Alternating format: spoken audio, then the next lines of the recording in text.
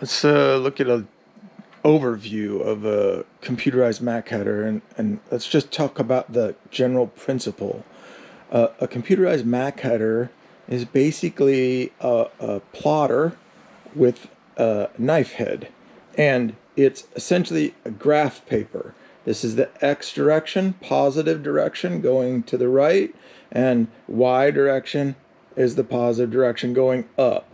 The 0, 0 point is the corner of the mat. Okay, now where are the motors located for those two functions? Well, way back here on the corner of your machine, underneath the table, that's the X motor. That motor right there makes the arm go left and right. Okay, the motor at the top of the arm, up there, the black motor, that makes the head go up and down the Y-axis. That gold thing right there with the black plates on the end, that is the brake.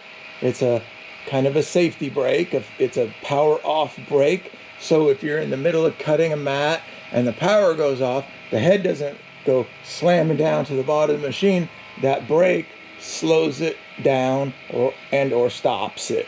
So let's go around here. So from the back side, this is the X motor right here in this direction. This is a parallel belt housing because the axis of the motor is parallel to the axis of the belt that drives the arm. This is your Y motor, and this is your brake.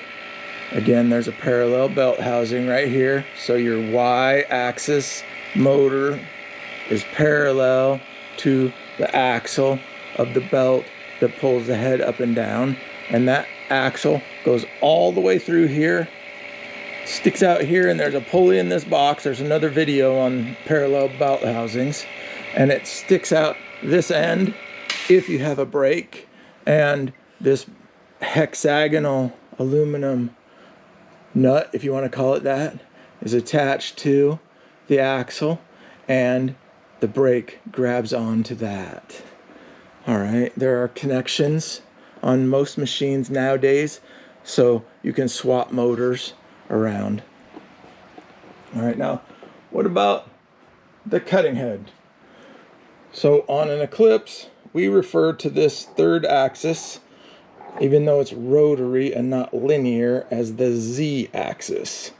So in machine tools, this would be called the C axis, C for cat, and it is what Fletcher Terry refers to their axis as. But most people refer to this as the Z axis, most companies.